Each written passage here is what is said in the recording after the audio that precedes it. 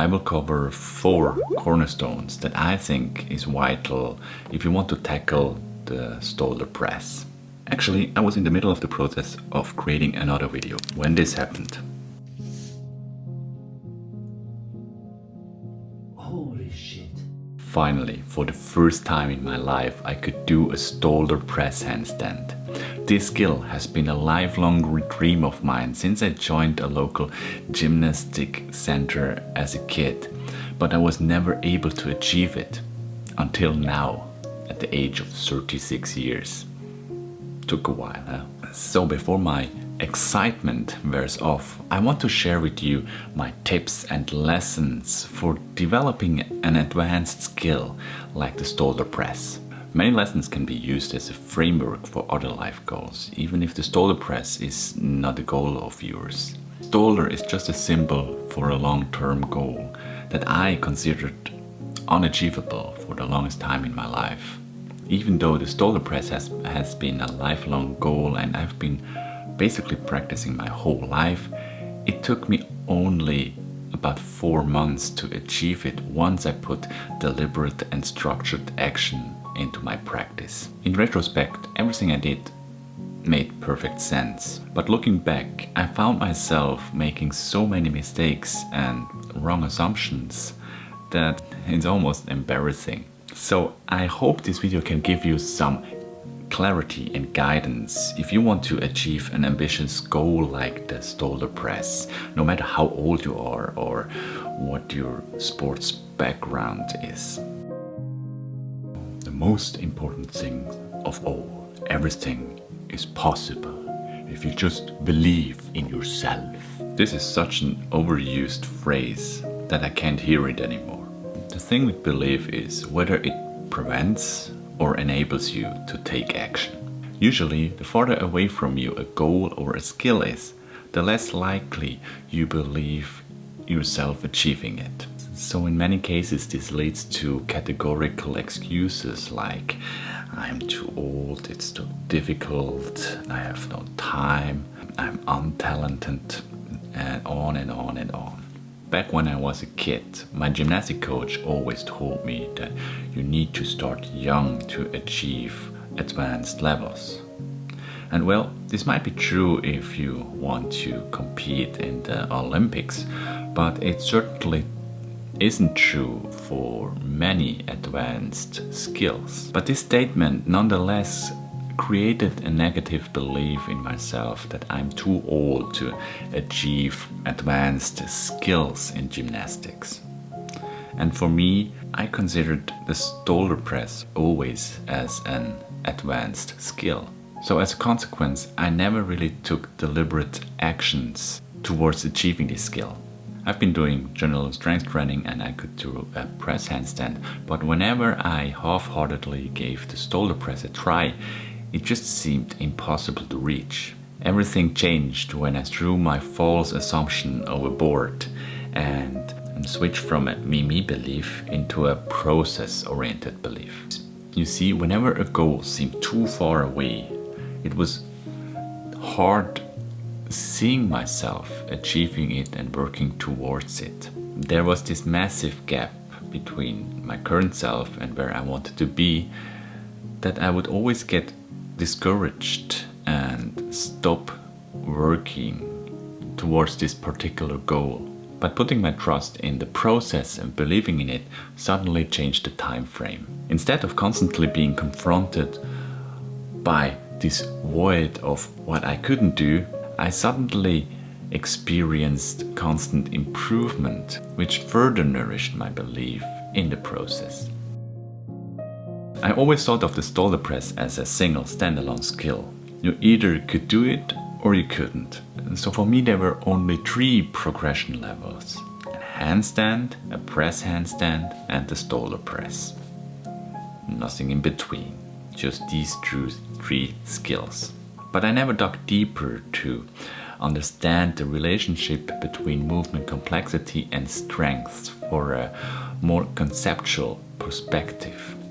We are adaptive creatures. Put a little stress on us and we grow from it. The same is true with what muscle grows. When doing strength training, you have specific variables you can adjust to prompt muscle growth or adaptation. The most commonly known variable is the load or the weight. Lift heavier and get stronger. But other variables are repetitions, sets, rest between the sets, time under tension, movement complexity. Understanding movement complexity is essential for learning a skill like the Stalder Press or for general body weight exercises. That is because you just can't increase your body weight at will, so you need to work with movement complexity. Do you want to make an exercise easier? Reduce movement complexity. Do you want to make it harder? Increase movement complexity. The jump from a freestanding handstand to a press handstand is too big for most of the people. And so is the jump from a press handstand to a Stalder Press. So we need to think along the complexity strength axis to create manageable steps to reach the top floor. We can't just jump directly to the top floor. We need to walk the stairs step by step. How many steps you need is very individual. But to give you an idea of the relationship between strength and complexity, take a look at the following progression line of exercises. 1 minute freestanding handstand, straddle jump into handstand, squat to pike slide, squat to pike with elevated feet, wall negative press handstand, wall elevated feet press handstand, wall press handstand, negative press handstand, elevated straddle ups, straddle L-sit, consecutive press handstands, negative Stalder Press. This is just an example of progression levels towards a Stalder Press, but it should illustrate how movement complexity interlopes with different strength levels. The goal is not to reach the next progression level with each training session, but to work with different variables like repetitions, sets, time under tensions, rest time between sets to work towards the next progression levels throughout multiple training sessions. How fast you progress is highly individual and depends on your training volume or your overall workload and on past experiences. But before I address the workload and the general training habits, let's take a look at another cornerstone of your practice, your flexibility. Depending on the skill, your flexibility is connected with movement complexity. For example, the Stalder Press requires a certain amount of hip mobility, so you can see the flexibility as a requirement for the Stalder Press. But I want to go a step further and share with you a valuable lesson that I learned in my pursuit of flexibility for the Stalder Press. And this lesson is: flexibility doesn't translate into skill. When I look around me, many people, including me, want to get more flexible. But why exactly do we want to get more flexible? Ask anybody why they want to get more flexible, and most of the people will answer you an unspecific thing like wanting to be more healthy. But most of the time, flexibility doesn't serve another purpose other than being flexible. As soon as someone wants to transport flexibility to a skill like the Stalder Press, they will find out that the crucial part is missing, and that's mobility, or in other words, strength in the whole range of motion that is required. I consider myself always quite flexible. Going into a straddle and going down into a pancake always came quite easy to me. But transporting this flexibility of going into a pancake to the straddle L-sit, for example, wasn't automatically possible for me. I had to build up to this with weighted pancakes and other mobility exercises for my straddle to build the strength in the whole range of motion that was needed for me to hold a straddle L-sit for 20 seconds or so. And this taught me a valuable lesson between the difference of flexibility and mobility. And this also made me think of other standalone skills that I had that didn't serve any other purpose. So the question is, how can I connect these with other skills that I have, or transport it to other areas or practices in my life? Sometimes it needs a little effort to make these standalone skills transferable, just like transferring flexibility into mobility, for example. Other skills have a direct carryover without me doing anything else. Locomotion is an example which builds a lot of lower body mobility and bent arm strengths, which have a direct carryover to my ring workouts or ring routines and vice versa. It always fascinates me how seemingly unconnected skills carry over to other areas of life if you connect the dots. So the question remains, how much did I need to train to achieve the Stalder Press? For me, the Stalder Press falls into the category of strength work, specifically straight arm strength work. And as more skills fall in the category of straight arm strength work in my practice, it's kind of difficult to isolate the Stalder Press alone. Additionally, there's undoubtedly some carryover from my locomotion work or from my handstand work that I do besides my strength work. But to give you some numbers, I personally train straight arm strength 2 times per week, where I devote maybe 40 to 50 minutes to the Stalder Press related work or practices. As for the Stalder Press related exercises like the straddle up, the straddle L-sit, press handstands, Stalder presses and so on, I do about 20 total repetitions per session.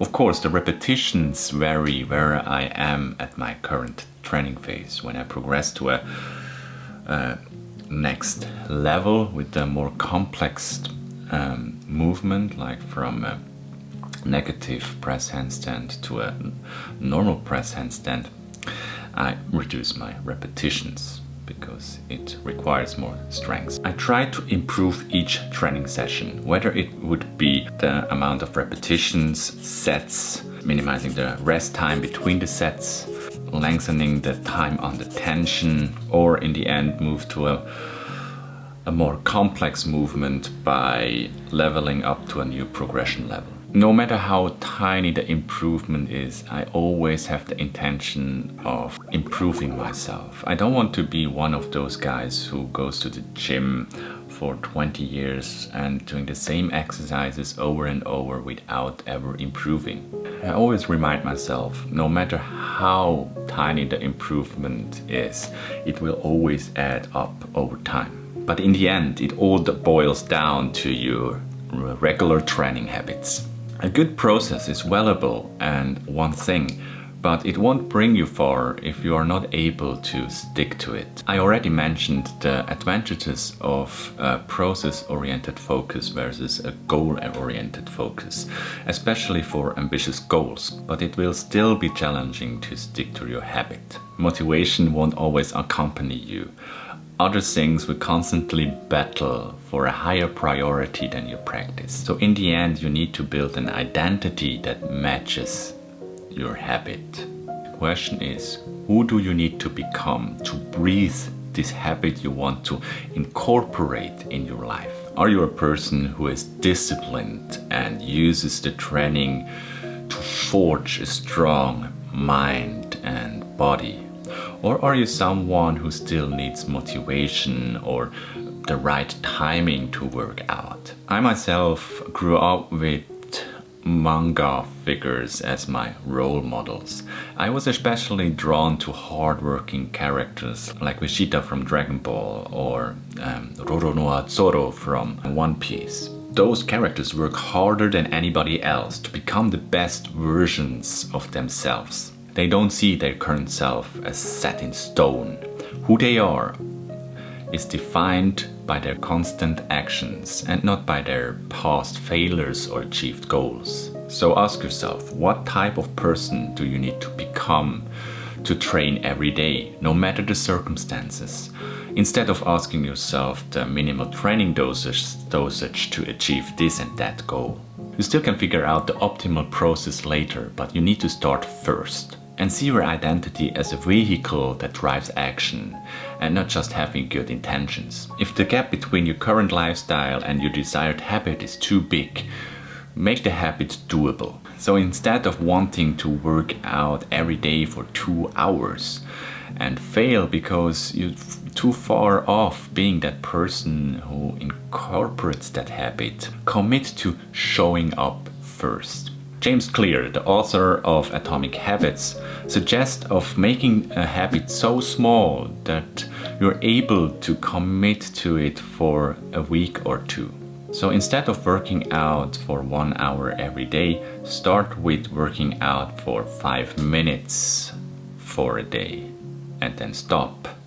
Or just changing into the gym clothes and then change back. Do this for 1 or 2 weeks first before increasing the time. Every time you're able to stick to your habit, you're enforcing your related identity with it. Having achieved the Stalder Press, which has been a lifelong goal of mine, made me think of what else I could achieve in my life. I believe there are specific milestones in our life that feel like reaching an important fork of the road, after which you rise to a new level with new possibilities. This can be a life event, a failure, or achieved goal.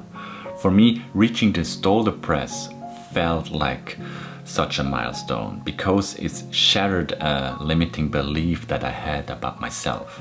The Stalder has been this unreachable mountain in my head, and now I'm on top of this mountain, and finally I can move to the next mountain, and it feels like anything is possible. What are your milestones in life? Your mountaintops, which feel unreachable? What if you start to take deliberate actions towards them, no matter how small the steps might be, as long as they are directed and constant? Take your first step now and become this person who incorporates the habits your dreams demand. And start now.